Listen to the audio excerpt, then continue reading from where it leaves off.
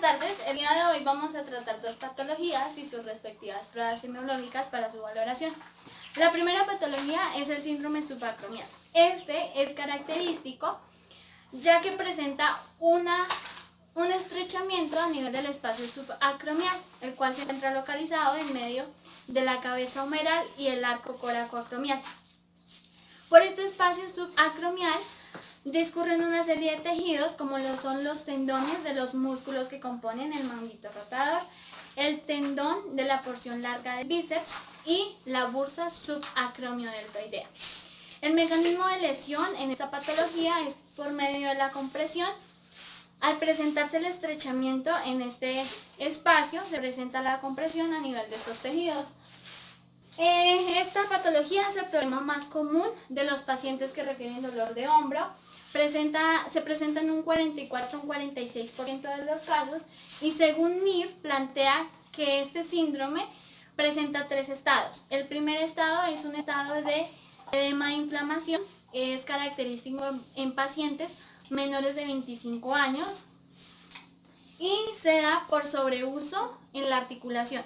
Cabe resaltar que el edema y la inflamación se presenta a nivel del tendón del músculo supraespinoso. El segundo estado es un estado de fibrosis y engrosamiento a nivel de los tendones y la bursa. Este se da en pacientes en un rango de edad de 25 a 40 años. Y el último estado es el estado de rotura de manguito rotador. Esta se presenta en pacientes mayores de 40 años. Dentro de las causas tenemos dos tipos, las causas intrínsecas y las causas extrínsecas. Dentro de las causas intrínsecas encontramos alteraciones a nivel vascular, alteraciones mecánicas, alteraciones por enfermedades degenerativas, enfermedades o alteraciones anatómicas y efectos traumáticos. Dentro de las causas extrínsecas encontramos alteraciones a nivel de la cinemática articular, de la cintura escapular, encontramos movimientos incorrectos en la articulación del hombro y alteraciones posturales. Dentro de los síntomas más comunes que presentan estos pacientes es dolor al realizar elevación en un plano anterior, lateral y rotación externa, especialmente cuando realizan movimientos muy rápidos. También manifiestan dolor a nivel anterolateral en la parte baja del acromión y presentan dolor al momento de cargar pesos externos o intentar apoyarse sobre un mecanismo de compresión. Además manifiestan dolor nocturno. Dentro del diagnóstico para esta patología encontramos una historia clínica y una anamnesis detallada y minuciosa, una evaluación física y la realización de pruebas especiales, las cuales nos pueden diferir si el paciente presenta o no este síntoma. Dentro de los tratamientos encontramos las técnicas manuales y la aplicación de ejercicios para reducir el gasto de la articulación y a la vez disminuir la compresión que se presenta a nivel de los tejidos. Para la valoración de los pacientes que se sospeche presentan el síndrome subacromial, es necesaria la realización de la prueba de Yoku, la cual se explicará a continuación. Buenas tardes. Buenas tardes. Mi nombre es Yanni Patricia Aguilera Rodríguez, soy estudiante de fisioterapia en formación de la Universidad de Boyacá y requiero de su colaboración para la realización de unas pruebas semiológicas. Siéntense, por favor. Va a tocar su hombro izquierdo con su mano derecha y va a llevar su codo a la altura del mentón. Va a sostener el movimiento y a impedir que se lo devuelva. Sostenga, sostenga, sostenga, sostenga y descanse. Va a realizar el mismo movimiento pero con su mano izquierda. Sostenga, sostenga, sostenga, sostenga, sostenga, descanse. En este caso la prueba de Yoku negativa. Para obtener un hallazgo positivo, el paciente refiere dolor o incapacidad al momento de realizar el movimiento.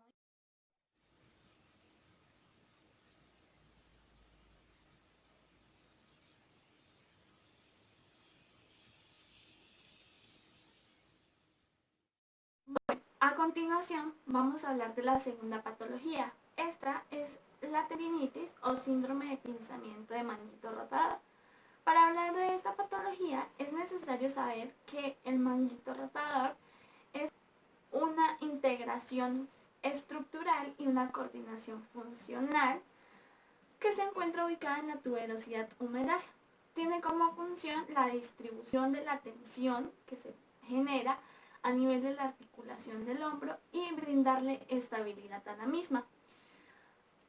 Además, este está compuesto por 4 músculos, los cuales son el subescapular, el supraespinoso, el infraespinoso y el redondo menor y sus respectivos tendones. Además, encontramos la bursa subacromial. Esta es una porción de tejido adiposo, la cual tiene como función la facilitación de los movimientos de los tendones que componen el manguito rotador. Al generarse una lesión a nivel de esta bursa, se puede presentar un daño a nivel de uno o más músculos o tendones que componen el manguito rotador.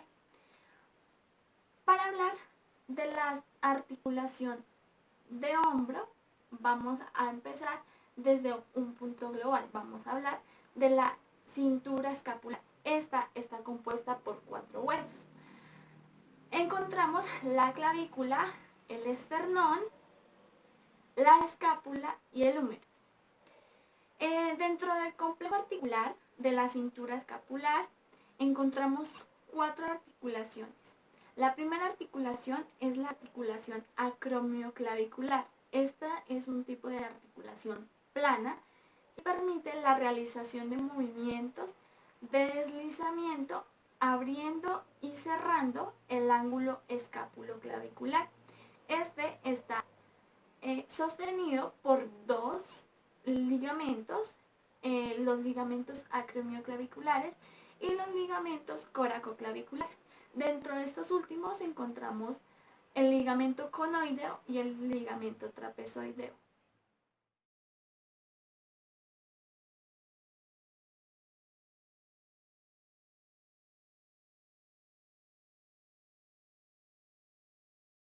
En la segunda articulación encontramos la articulación esternoclavicular. Esta es una articulación de tipo celular y permite los desplazamientos de la clavícula con respecto al tórax. En este encontramos 4 ligamentos: el ligamento esternoclavicular, el ligamento esternoclavicular anterior y posterior, el ligamento interclavicular y el ligamento costoclavicular.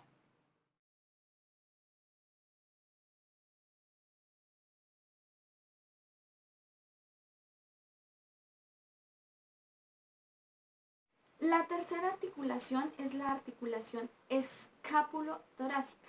Esta es una articulación cisarcósica o de tipo cisarcosis.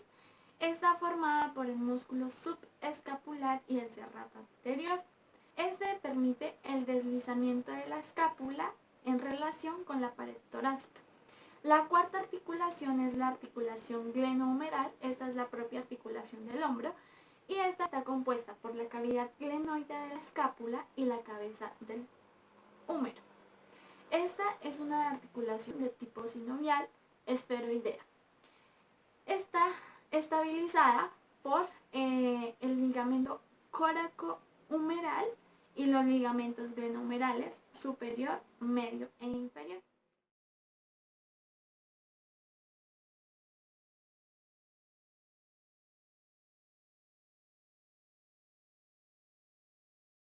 Conociendo esta información, vamos a hablar acerca de la patología. La tendinitis o síndrome de pinzamiento de manguito rotador es una irritación de los tendones y una inflamación a nivel de la bursa. Este se puede dar por un origen multifactorial, sin embargo, se puede presentar al momento de realizar movimientos repetitivos durante largos periodos de tiempo. Afecta aproximadamente al 65% de los adultos y los pacientes que presentan esta patología se observa un ascenso a nivel de la cabeza humeral, lo que genera un choque del manguito rotador contra el arco coracoacromial, lo que genera un atrapamiento o una colisión subacromial.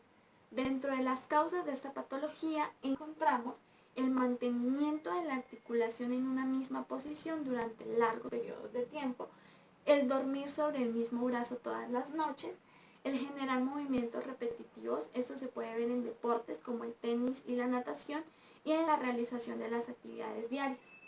También se puede presentar afectación por mala postura y por el proceso de envejecimiento. Dentro de las causas también podemos encontrar tipos de lesiones. Encontramos las lesiones intrínsecas. En estas encontramos la degeneración, los efectos o eventos traumáticos, y en las lesiones extrínsecas encontramos un atrapamiento primario o secundario.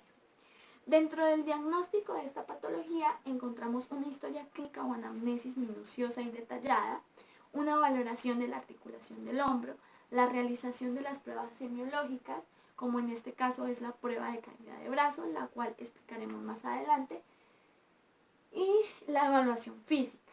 Esta patología se puede estar relacionando con una lesión acromioclavicular, una angina de pecho, una tendinitis bicipital, una radiculopatía cervical, una inestabilidad de hombro, capsulitis adhesiva o en algunos casos una artritis glenohumeral. Dentro de los factores de riesgo de esta patología entonces encontramos la edad, las actividades repetitivas, como ya lo mencionaba anteriormente, la artritis reumatoide, los traumatismos y las comorbilidades. En estas encontramos enfermedades como lo son la diabetes mellitus, encontramos también la obesidad, el sobrepeso y el tabaquismo también puede ser un factor de riesgo. Dentro del tratamiento, un tratamiento farmacológico mediante la aplicación de antiinflamatorios no esteroideos o mediante la inyección de corticoides en algunos casos, la rehabilitación mediante la aplicación de técnicas manuales y los ejercicios de Cotman. También podemos utilizar crioterapia, termoterapia, cinesiterapia, entre otras técnicas fisioterapéuticas. La exploración física pues va basada en la exploración de la cintura escapular y los arcos de movimiento y la fuerza. Y mediante las ayudas diagnósticas encontramos la radiografía simple, la resonancia magnética.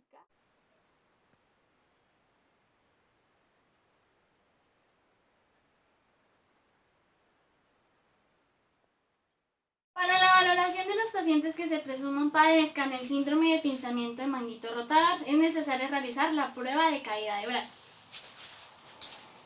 En esta prueba el paciente está en bipedestación, va a llevar su brazo en una abducción de 90 grados y va a descender el brazo de manera lenta.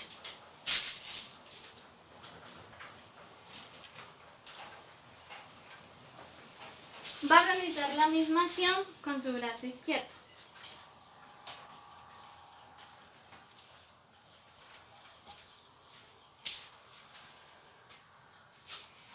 En este caso, la prueba de caída de brazo fue negativa. Para obtener un hallazgo positivo es necesario, el paciente manifiesta dolor, incapacidad al momento de realizar la acción o presenta una caída brusca del brazo, lo que genera pues un hallazgo positivo del síndrome de pinzamiento de manguito rotador.